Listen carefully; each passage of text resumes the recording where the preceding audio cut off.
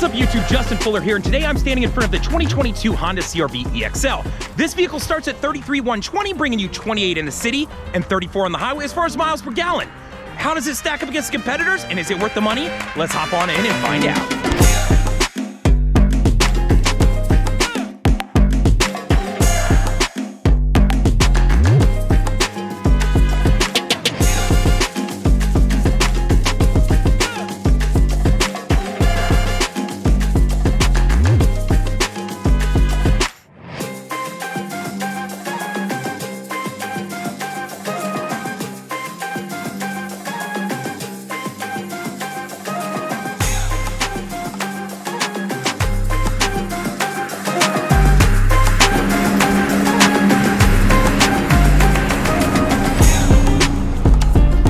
Alright guys, so let's talk about what's underneath the hood of this Honda CR-V. So you're looking at a 1.5 liter turbo engine that's putting out 190 horsepower and 179 feet-pound of torque. The cool thing about this is it doesn't matter if you're in the LX base model all the way up to the touring model, they're all gonna have the same engine, so you don't have to worry about engine upgrades or downgrades depending on the trim that you pick. Alright guys, so before we leave the front end of this car, I wanna do a horsepower comparison so you can see how this 1.5 liter putting out that 190 horsepower stacks up to some of the other vehicles out there in the market. So take a look at that, and then next we'll head over to miles per gallon. All right guys, so we should probably talk about miles per gallon as far as the Honda CR-V goes. So this front wheel drive model gets 28 in the city and 34 on the highway. That's getting you a combined of 30 miles per gallon. Now, if you're going to that all-wheel drive model, you're gonna be looking at a combined of 29. So you're losing about a mile per gallon overall. Now, if you're thinking, hey, maybe I wanna go with the hybrid option, how would that change things as far as general miles per gallon? You're looking at a combined of 38 miles per gallon. So front wheel drive all the way over, of course, is about an 8 mile per gallon difference. Now, while we're here at the front of the car, of course, I want to throw up a comparison to some of the other vehicles out there in the market. So I'm going to throw that up on the screen so that you can check it out. Once you've gotten a good look at that and you can understand where this car stands as far as miles per gallon, we'll keep moving along. So chances are, if you're looking at the Honda CR-V or any other mid-size SUV, cargo space is probably going to be important to you. So let me pull you on in and show you what you're working with in this vehicle. So as it sits right now, you have 39.2 cubic feet of cargo space with those seats folded up. Now back here you can see that it does come with carpeted floor mats, so I just want to point that out. Right now I have this set up to be flat and flush. Know that you can drop this down in, and this is going to give you that lip that you can use in case you have some items that you don't want sliding around. Now underneath here is where you're going to find your spare. What I love about this car is that, one, they do offer a spare and it's full diameter, I mean it's full height, just not full width, so it's not like the tiny donut sometimes that you see, as much as I love donuts. Now, over here, there's a small tube that you can see right there.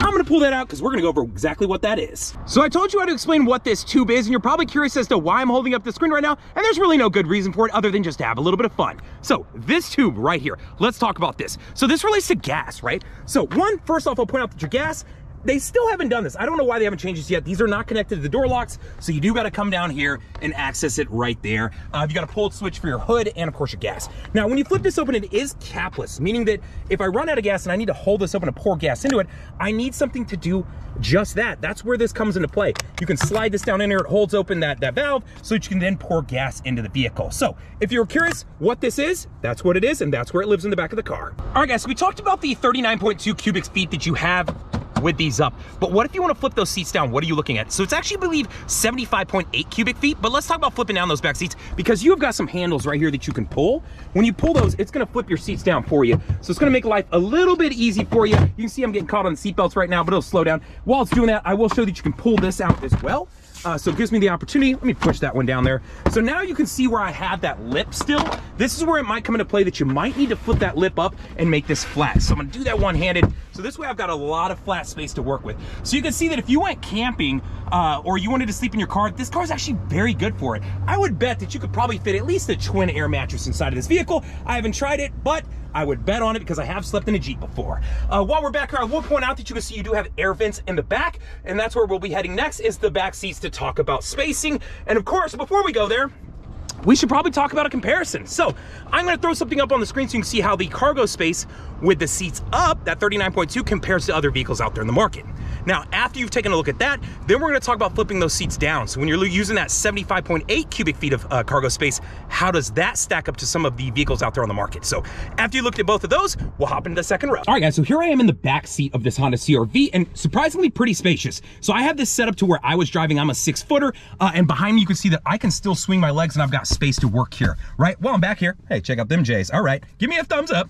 Anyways, though, you were looking at 40.4 inches of leg space as far as the second row goes. So while we're back here, I want to throw that comparison up on the screen so you can see how this car stacks up to some of those other vehicles out there, of course, in the market. Now, while that's up on the screen, I'll remind you that this is an EXL, meaning that it does come with leather, and it is going to have that 8-speaker audio system. And I'm going to point out a few of those things here just in a second. We're looking at the black leather right here, but they do offer a tan and a gray option as well, so just be aware of that. So as we swing through here, I'll point out that, of course, you've got the leather, you've got some perforation down the center, and a nice stitching. It's always kind of a sporty, nice feel, and they're actually pretty soft. They're softer than my car. Over here, you've got leather on the seats. You've got the wood faux finish right there, and then part of that speaker system that I was mentioning, you have some small tweeters there. So black across the door seals, the dash, and all that to always maintain that protection from glare. And then on the back, you've got one. And then, of course, on the other side, nope, couldn't do it. Couldn't get it for you. So as we move down, you got the air vents in the back. So always nice if you got little ones or dogs. And then down here, I have 2.5 amp USB. So I've got 2 of those back here, along with 2 more up in the front. So just be aware of that. You got a lot of places for charging. So as we come into the front of the vehicle, I'll point out first, of course, you have a 12-way powered seat on this side. And then on the other side, you're going to have a 4-way powered seat, meaning you can adjust front, back, and then the backrest. Over here is where you're going to be able to adjust up, down, and do some additional things. And of course, that lower lumbar support that everyone can love on a long road trip. I will point out that you do have memory seating in this vehicle, so you're going to find that over here along with your window controls, window locks, and then your door locks. So let's hop on in and talk a little bit more about it. All right, guys, so here we are in the front row of this vehicle. Now, as far as leg space goes, you've got tons of legroom. So you saw me sit in the back and how much space I have. I haven't moved the seat. I just want to show you that I have got, I mean, inches and inches of leg space up here to work with. So if you're a bigger guy, know that you'll fit in this car. I'm a 6-footer, so man, you could have been 6'4" or just have crazy long legs and still be good to go. Now, reminding of that, this is a 41.3, I believe, inches of legroom in the front row of this vehicle. So while we're here, I'm going to throw that comparison up on the screen so you can see how this vehicle stacks up to some of the other vehicles that are out there in the market. Now, after you've taken a look at that, we'll kind of walk through, of course, what you see in the center console and then right across the dash, and then we'll start kind of in-depth going over some of these features and functions that you'll find on the dash. All right, so I'm going to pull you across. Of course, you have that perforation down the center. Again, you can see that same stitching pattern that runs in the back. Of course, coming across the top, that wood faux finish, you've got additional speakers up top, some down in the door, right? Now, as far as center console action goes, I'll just show you this real quick. Of course, I have this sliding, right? I can do this, and then I can fold this away, which is always nice if you want to put a purse, a box of tissue, whatever it may be down in there. Hell, it might be masked right now, I don't know. So know that you've got that going on. 2 cup holders, a rubber mat finish that you're going to find up in these. Well, actually, that's more of a plastic fill, actually. They might have changed that. And then 2 USBs that live down here as well. So center console, very easy to understand. And of course, I like that you can still hide things away so they aren't visible. Now, as we come across the dash, right? You've got that continued wood faux finish. You've got kind of a gloss finish right here mixed in with that leather feel. So let's start over here on the left side and we'll walk you through it. All right, guys, so as we start over here on the left side of the car, I want to point out some of the safety features that of course exist. So this first one is road departure mitigation. So you'll see the LED on there indicating that this is on. What this is for is if I start to drive off the shoulder of the road, it'll give me an audible alert and shake the wheel to say, hey, wake up, pay attention. So this is like if maybe I was taking a long road trip, I got drowsy, that sort of thing. Now, knowing this, if the LED is turned off, it means it has been turned off, right? And it'll give you an indicator up here when you turn it on and off, just so you're aware of that. Now below that is collision mitigation braking. So this is going to use some of the other features that I'm going to mention here in a minute, but to explain what it is if it's looking like I'm going to hit another car from behind, what it does is it's using radar down in the grill to detect that car. So as it bounces that radar off, if it starts to get too close, it can actually first give me an audible alert, right, and flash in the dash, and then if that doesn't stop me, then it'll actually apply the brakes of the car to prevent me from hitting that car in front of me. So that's collision mitigation braking. Now as we move back down over here, I have vehicle stability assist, which works with your traction control, just meaning if you go into a skid, it's going to transfer power to whichever wheel is getting more traction to help prevent you to continue skidding. Now above that, of course, I do have the powered tailgate, so know that you can control that right there. Off the key, I can control it as well, and then in the back, it does have smart key entry. I can touch the button and it will open for me. Now, as we come up, I'll talk about the steering wheel, right? So on the left side of the steering wheel is where you're finding your audio functions, your Bluetooth functions. On the right side is some of those additional safety features. So to keep with the theme, I'll start on the right side just so you understand more about the safety features. Now, this first one you're gonna see right here is lane keep assist. So to turn this on, I need to hit that main button. When I do, you're gonna see ACC and LKS pop up. So you can see them flashing at you right now, right? That just means that now they're essentially on, but not like running. So once I get up to speed, I could press this button and you're gonna see some dotted lines appear up here. Now what that's doing is it's using a camera that lives up in here to detect the lines on the road. So if I start to drift to the left or the right, what the car will do is actually center me. So it's a light pull. Know that you can turn this feature on and off. It's not overpowering. It won't get you into an accident, but it's super helpful in case you get distracted, in case you spill your coffee, your dog jumps on you, your kid does something to you, to help you prevent you from drifting into the car next to you, right? So that's lane keep assist. Now the next one is going to be related to your cruise control, and that's adaptive cruise control. So depending on which one I use, if I want to switch it to classic, just press and hold this button. It'll say cruise mode selected, and that means I've turned it off. If I press and hold again, it'll say ACC mode selected, and that means I'm now using the adaptive cruise control. Now what that is once I get up to my speed, I will press set. From there, it will say, where it says ACC off up there, it'll say my speed. Now, I can select the distance it keeps between me and cars in front of me. So the more boxes you see up there, the more space it's gonna create between me and the vehicle in front of me. So pretty common that you can find this in vehicles now. All it means is that it'll keep spacing. If I come up on somebody, I'm going 65, they're going 55, it'll actually slow me down and keep my designated spacing. Then when I get out from behind them, it'll take me back up to my designated speed that I've picked. So that's adaptive cruise control and how to turn it on and off and use it as a classic cruise control. Now, over here you have your lighting controls. You can set this, of course, to auto, and then your fog lights are right here. And then on the right side, you have your windshield wipers. Pull it down for the front, and then to control the back, you have the small switch on the tip of the stalk. So that is the steering wheel controls. Know that you can, of course, adjust this down below. So, you know, I can slide this up and around and do all different things here. So be aware of that. Now, as you move over to the left side of the steering wheel, I will point out your Bluetooth controls. So to answer a call, to hang up, and then, of course, to use voice command. And then as far as your audio goes, you got a plus and a minus that you can use right here. And as you do it, it'll change up there. And then, of course, I have some different menu screens that you can work through here as far as all the different things that you can check out. I'm not gonna go too in depth to those because I think you're pretty aware of what you can typically get. And then once you're in them, you can use the pad to kind of work your way around. All right, guys, so before we head to the touchscreen, which is probably the most commonly asked about item in the vehicle, I just want to touch briefly on this and show you where the shifter is. One, it sits a little bit higher. I do like it. It gives you more space to work through here. And I want to talk about these 4 different buttons that you're gonna see right here. The first being your parking brake. If you push your foot down on the brake and lift this up, it's electronic. That'll set your parking brake. And when you set it, it'll pop up over here in the corner. You'll see a little red light right there. To turn it off, put your foot on the brake, press down, it turns off. Now, brake hold is set up to where you're gonna need to have your seatbelt on, so I'm gonna throw my seatbelt on to explain what this feature is. Now, this is more of a convenience feature, if we're being honest. What it allows me to do is put the car in drive. So I got the car in drive, and I can turn the brake hold button on. Now, while the car's in drive, I'm able to release my foot from the gas without moving. It's holding the brake for me. So if I'm in like a drive-through line, if I'm in stop and go traffic, I can move forward a couple feet. So I'm gonna move forward a little bit. I come again to a stop, and then you're gonna see brake hold. Now it says hold down there, so I've got 2 different buttons going. The hold is letting me know it's now holding the brake again for me, so I can release my foot while it's in drive and the car's not moving. So that's what this function is. Now, if you take your seatbelt off, it is gonna disengage this function, but know that when it does that, it will throw on the emergency brake and then alert you to what's going on. So parking brake engaged, the light up, and it's turned it on so that I don't accidentally roll into the car in front of me. So that is how brake hold works. Now, on the other side, you have your idle stop start. I will say that it's pretty workable, right? So I've been in a car recently that has it, and I've been able to use it. It doesn't lag too hard, but if you want to be able to turn it off, you can press this button and turn it off at any point, but know that every time you turn the car off and get back in it, you're gonna have to press that button again and again to turn it off. So kind of a bummer from that instance. Now, the Econ button over here is kind of cool. So this is gonna work in relation to Econ versus normal drive versus sport mode, which you'll find right down here. So in Econ mode, when I press that, you'll see a green leaf appear here and a green leaf there. It just means it's going to affect the shifting points to help give you better gas mileage, affecting, you know, how much acceleration you have, and then of course how hard the AC unit blows. So it's going to affect some electrical portions of the vehicle to give you better gas mileage. So that 28 and 34, you can push it up past that.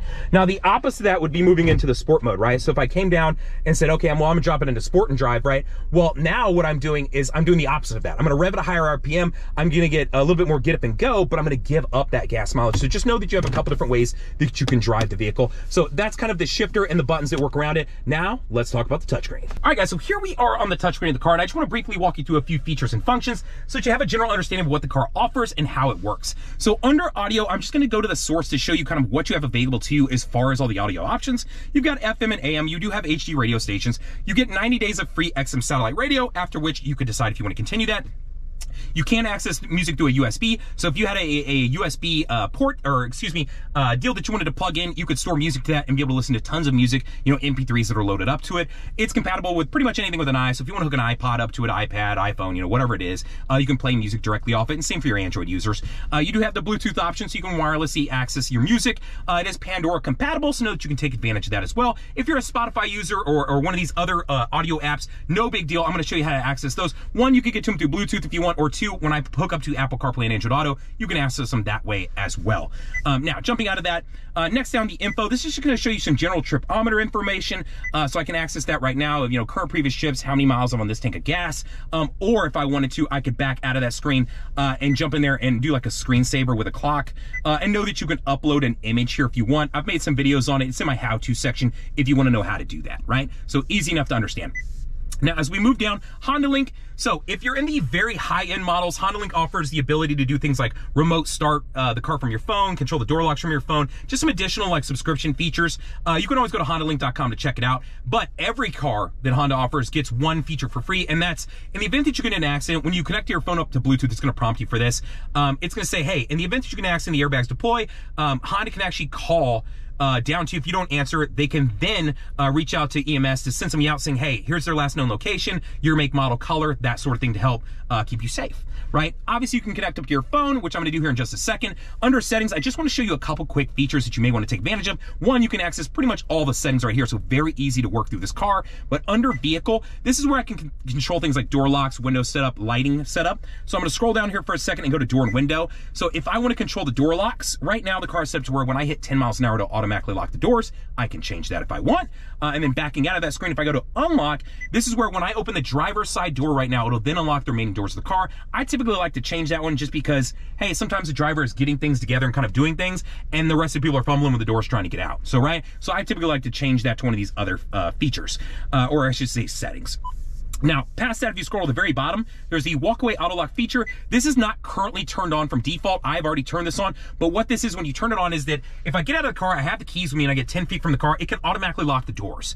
Meaning that if I walk into the gas station, I walk into the grocery store and I'm worried that I didn't lock the doors, well, if you have this on, you don't have to worry about that. The keys are with you. It won't lock the doors if the keys are in the car. So know that, right? It's not gonna lock you out, but if you have the keys, it will automatically lock it, so you don't have to worry about your belongings in the car, whether it be your laptop, your phone, you know, your GoPro, your dog, whatever it may be, right? So that's what that is. Now, that was settings. Smartphone connection is what we're gonna go through next. So what I'm gonna do is I am gonna show you how to connect that up. So let me open up the phone here, and I'm gonna plug it in. I use a Google Pixel just so you know what I'm using, but this is work for everything. If you're an Android user, you are gonna need to download the Android Auto app. If you're an Apple user, you don't need to do anything. So this right here is gonna prompt me to say, hey, can we use your location speed, blah, blah, blah, blah, blah, blah, blah. So I'm gonna say, oh, hey, okay, go ahead and do that. All right, so now that it has started to connect up, you can see that, of course, it prompts me with that Honda Link question, saying that in the event of a crash, it can, you know, call EMS and call for me. So I'm gonna hit on, because that is 100% free. I can take advantage of that. And then it is gonna prompt me and say, hey, would you like to be able to turn on the turn-by-turn and all that? I'm gonna hit yes. And that just means it'll show the turn-by-turn directions over here in the dash, right? So once I have that, now I have access to, of course, Google Maps, Waze, Apple Maps if I'm an Apple user. So a lot of different things. You want to access TomTom, whatever it may be that you prefer, you probably have access to it on here. You can always check to see what's available on Android Auto and Apple CarPlay as far as app compatibility. So know that. This home button right here, I'm gonna press, and it's gonna pull up some of the different things. So I use Spotify typically, so I have access to that. I could use Pandora. I could use all kinds of different things. So whether it be music, whether it be audio, if you're an audiobook person, whether it be podcasts, know that you have a lot of different options available to you. So these are just some of the apps that I typically use, but know that you have quite a few available to you. I keep things a little bit more basic, but know that you have a lot of options. If you're an Apple user, I know this looks a little bit foreign to you, but if you hook it up to an iPhone, it is actually gonna almost mimic your phone. It's almost gonna look like screen mirroring. It's kind of crazy, so it's gonna be very familiar for you to use. So I just wanted you to see that and know that you have those things available to you. All right, guys, so we did it. We made it through the 2022 Honda CR-V. Now, what I will tell you about the 2022 is that there's not a lot of change. It's a $400 bump as far as increase in cost. Other than that, the only big change that they did is in the touring model, it is now only offered in all-wheel drive. The rest of the vehicles below that offer in two-wheel and all-wheel drive. So just be aware of that. So if you could get your hands on a 2021 and save yourself some money, would you maybe want to do it? I would probably do it, right? Because it's the same body style, same everything in that instance, unless you just want the greatest, latest, newest thing that's out there and available to you. So just something to be aware of if you're looking at the 2022 going, how does this differ from a 2021? Am I losing out on anything? And the answer is really, no, you're really not. Especially if you're buying it brand new. So just be aware of that. Now, I want to go back through the comparisons quickly so that we can kind of go through that and walk you through them real quick. So in the very back end of the car, you have 39.2 cubic feet of space as far as cargo space with the seats folded up. I'm going to throw that comparison back up on the screen so you can see how this car stacks up to other vehicles out there in the market. Now, when you flip those back seats down, you now have 75.8 cubic feet of space in the back of the car. Very flat. You can actually camp with this. I'm going to throw that comparison up so you can see how this car stacks up to other vehicles out there in the market. Now, when you jump into the back seat, I want to say it was 40.4 inches of leg space, so quite spacious. Even sitting by myself, I had lots of space. I'm gonna throw that comparison on the screen so you can see how this car stacks up to other cars out there in the market. When you jump into the front, I really don't remember what it is, so I'm just gonna throw it up on the screen. I got a lot of things rolling around in the brain so you can see how this car stacks up to other vehicles out there in the market. Now, when you move into the front end of the car, as far as miles per gallon, you get 28 in the city and 34 on the highway. So combined, you are getting 30 in this vehicle. So I want you to see how this car stacks up to other vehicles out there in the market. I will remind you, if you're in an all-wheel drive model of this car, it drops down about a mile per gallon. So they're combined from 30 is moving down to 29. And if you are looking at that hybrid option, know that that combined is moving up to 38. So that is the miles per gallon comparison. Now, as far as what's under the hood horsepower, you have 190 horsepower coming out of a 1.5 liter turbo engine in this vehicle.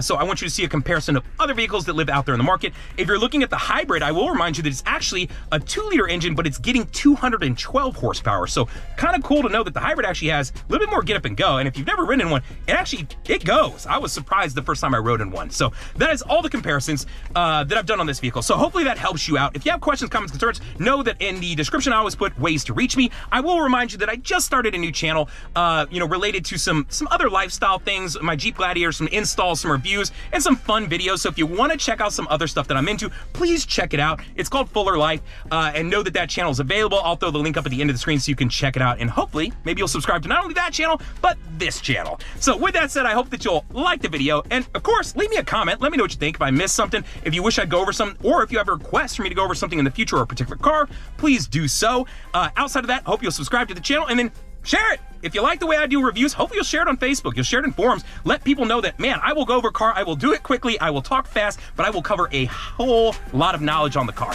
Other than that, appreciate you tuning in, and later, guys!